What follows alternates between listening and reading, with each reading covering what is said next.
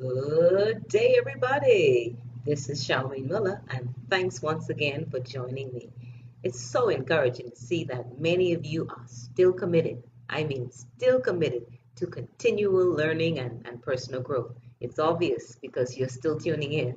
I applaud you. I applaud you for making that your priority in 2017. I assure you that because of it, this year won't be the same for you. Mark my words. Now, lately, I've been challenging myself to look for the lessons in every situation I encounter, especially those somewhat negative or not so pleasant scenarios. These encounters are what I've been using to fuel my time with you, and today is no exception. Perhaps you can relate to my recent experience. Let me ask you this. Have you ever had horrible food at a restaurant?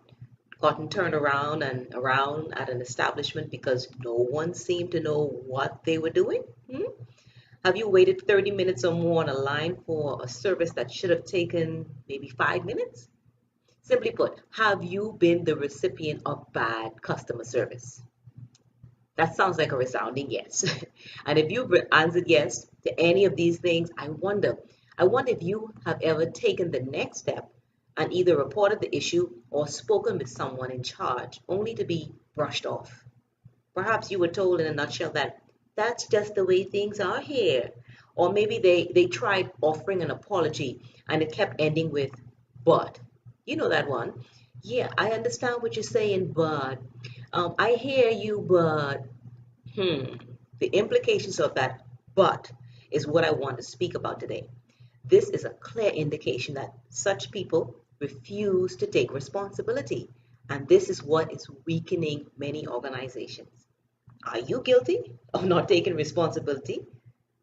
Don't be so quick to answer that one now. It doesn't have to be taking responsibility for doing something wrong. It could also be relating to taking responsibility for not doing what was expected.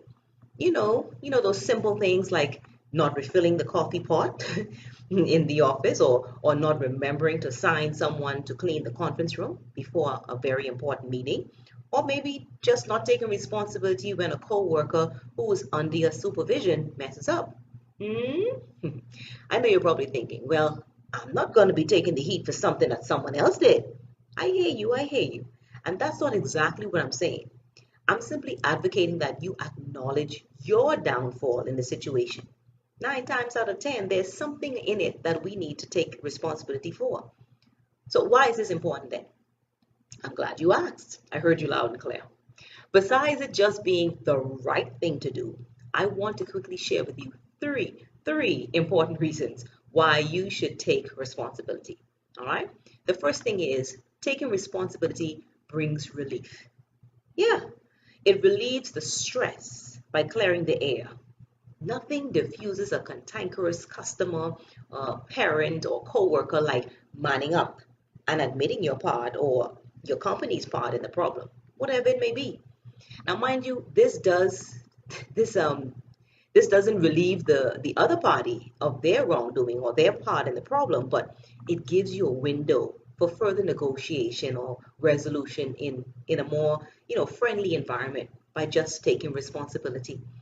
So the fact that it not only would give you some relief, but the second thing is taking responsibility engenders respect. Respect for you. I remember constantly blaming my son for causing us, the family, to leave the house late in the mornings.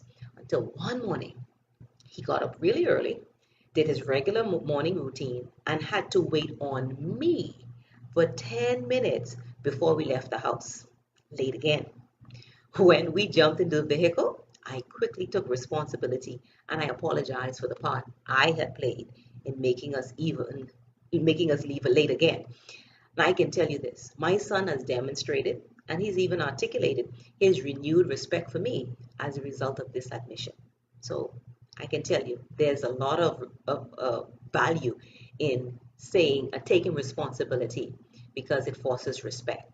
So the final thing I want to share with you, another reason besides the fact that it brings relief, it forces respect. The third thing is that when you take responsibility, it creates a resolve. Yeah, that's the final one I want to share. It creates a resolve in you to do better, to do things differently, to perhaps be better.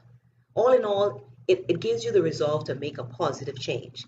And isn't that what a person committed to growth and learning is all about?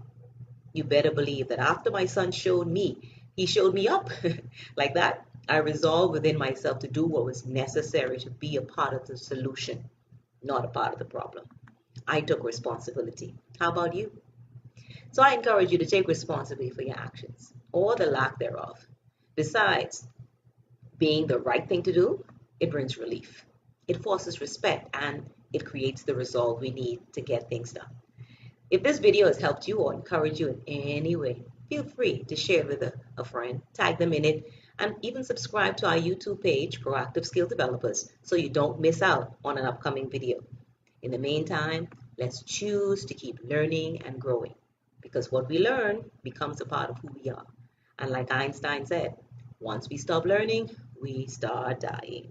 So never, never stop learning because as you know, life never stops teaching to your success.